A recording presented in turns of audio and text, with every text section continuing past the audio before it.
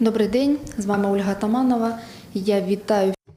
Welcome, I am Olga Tamanova. Thank you very much for joining this press conference by the Ukraine Media Center. We are into the 149th day of the full-scale invasion, and I thank everybody who speaks truth about that. On 11:30, we will have an online presentation of the platform allowing the foreigners to help our military. It will be presented by Taras Chmut, the director of the foundation Come Home Alive, also representatives of the military and the Empath Foundation. They will be talking about the ways to involve and engage the foreign aid to our funds of humanitarian aid. Then we'll be hosting the director of the Prozoro enterprise and the executive director of the non-governmental organization Tsehron. They will be talking about the public initiatives on reporting on how the humanitarian aid has been used. We are happy to welcome today the Deputy Minister of the Ministry for Information. We'll be talking about with him about the law of Ukraine on media. Ukraine has recently acquired a candidate membership status, and we realize that with this status, we've also received a huge home assignment. Part of that includes the information sphere. Mr. Deputy Minister, will you please tell us about that law?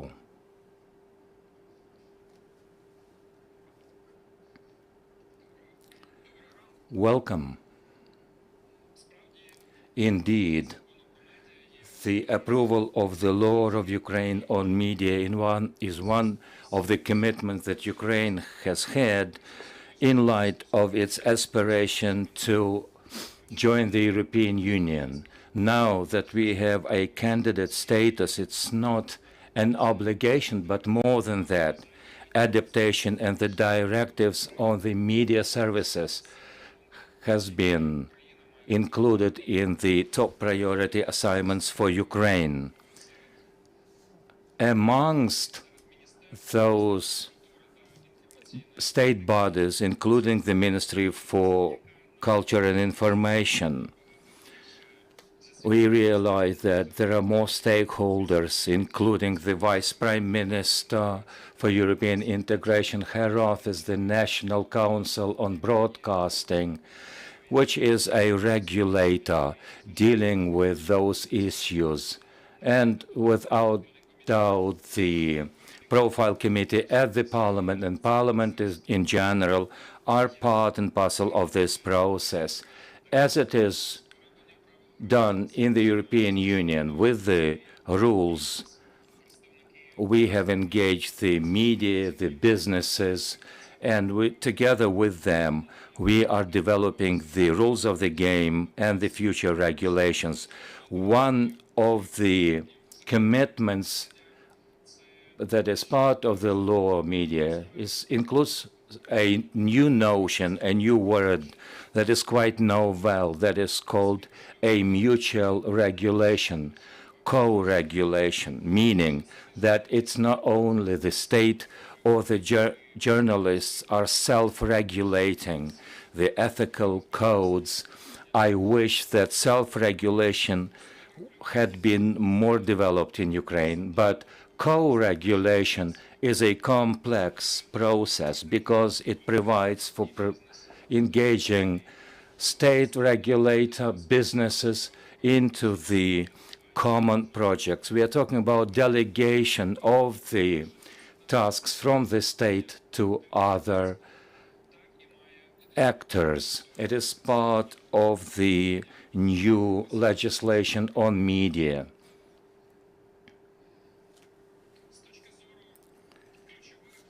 From the point of view of key novels that must be implemented in terms of the media services is regulation of the television and radio and the modern streaming services.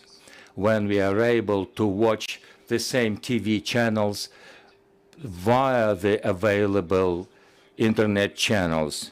The current Ukrainian legislation was developed in the late 1990s or at the beginning of the noughties. For example, one of the legislation was approved in 2005. It has been obsolete now. The technological changes are ongoing. When I joined the judicial services in the media, the most sued cases were initiated against the newspapers. Who remembers the word newspapers? Who is thinking about a lawsuit against a newspaper? There is no reason for that. Everything flows into online services, raising new questions of the online services. Now that we are applying the EU directives, we are also aware that EU is developing new legislations, including the stream platform, plus everything that is done on the internet, social networks, the sites. And of course, this is a future question of regulating the online services for the future. Specific regulation is something that we agreed. We presume that the internet is not quoted or mentioned in the legislation. The lawyers know it's not the way it goes. Information must be true to life. You are not allowed to spread lies or appeals to overthrow the constitutional order. You cannot violate those rules irrespective of the media, including the internet. The need to identify a person, a auspicious manner of identifying false news, the appearance of new platforms. These are new challenges that must be met. Ukraine must meet these challenges not because we have EU aspirations, but because we are waging a war, and we must enjoy the judicial means of defense in the area of media. That's why the new legislation provides for the new possibilities to empower Ukrainian bodies to sanction, to pass the rules, and enjoy the mechanisms to stop the illegal content, including by the Russian Federation, irrespective of the means of divulging such information. This is why we believe this is a relevant law. With some time, we will have more detailed advice and thoughts of our European partners on this bill. However, at this point in time, when we are finalizing the process for the Ukrainian parliament to have the reading of this law, it will require 2 readings to take on board all the amendments and changes, including the advice from the European Party, if we have one. The law on media, which is a high priority for us, especially in terms of the European integration. This is not the only one. We have the national minority issue, which is one of the 7 top priority issues for our ministry. And I am mentioning that only in the passing. I will talk about them later. But among the 2 strategic projects by the Ukrainian Ministry of Culture, we also think about the information security and the national project of media awareness. These projects are actively developing, especially in the Center for Strategic Communication and Information Security. Yesterday, with the help of the Swedish Embassy, we launched a project called the School of Debunking Misinformation, a project targeting media outlets. And yesterday, We had more than 100 participants from Ukrainian regions, from the oblast administrations and military administrations. They were provided with some kind of knowledge and skills how to expose fake information. This is an educational project which is a priority for the Center of Strategic Communications. In the future, we believe that the developed workshops will be certified. Currently, we are working on that with the National Agency for National Public Services for the public servers to be considered as their advanced education. The national project called Filter on media awareness has recently provided 9 lectures for the youth, including 100 participants, 4 trainings for the chat box on queer media. These trainings were admitted by a number of fact-checkers, journalists. I particularly like the TikTok channel, which in a funny and interesting way delivers a relative content. We are also continuing our work within the international projects, including Finland, Sweden, Britain, and Ukraine, and I particularly and personally participated. The Filter project presented its work talking about the debunking of the Russian misinformation with the targeted audiences in the European Commission and in the European other countries. So for the Ministry of Culture and Informational Culture, this area, including the information security, especially in the time of war, is a leading area. As a deputy minister responsible for the European questions and information security, I think this is a top priority for us.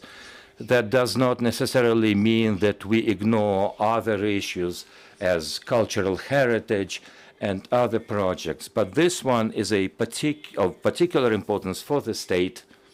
Apart from the issues I quoted, there are a lot of things to work on, but basically this is what we have done since the last briefing that I held a month ago. Thank you. As for the law on media, do you expect that this will be passed by the end of the year? Will we make it? I expect that the law will be passed by the end of the year. Colleagues, questions, please, from the floor. Mr. Deputy Minister, will you clarify what changes there will be in the bill regarding the consumers of information, and what is the obligation of Ukraine in terms of time? I will begin with the latter point, the time framework. The 7 points that we have received from the European Commission, they will be checking the execution of the tasks by the end of the year. So the timing is for us to make on those promises by the end of the year in full, not to report on a partial success. To be sure, it depends upon Ukraine that the tasks and points are implemented in a timely manner for us to receive a full membership in the European Union. The President of Ukraine has tasked us in no ambiguous terms to live up to the commitment as soon as possible. We have to do our utmost to react when the ball is in our court. We have to do everything to pass the ball onto the court of the European Union. When we were handed the questionnaire on the candidate stature, we filled it out in a record-breaking time. We worked on what took other countries to work for months and months. This is what was required for Ukraine to receive a status of candidate. So we are doing our best to cope with the issue as soon as possible. We are not waiting until the end of the year. We will do it well before the time.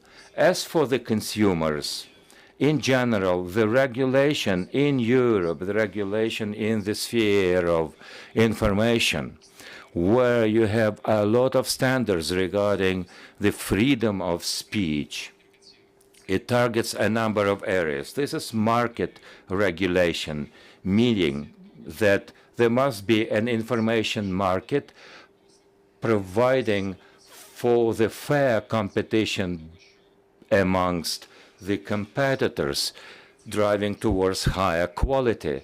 Second, beefing up the empowerments of the regulator for it to guard the interests of the consumers. For example, when the information is being not checked, in the United Kingdom, the regulator enjoys quite a powerful range of authority. For example, they stopped the Russia Today channel. They said that not only they would fine the network, but at the end of the day, they suspended the service altogether. On our way to Europe, the regulator must enjoy such authorities.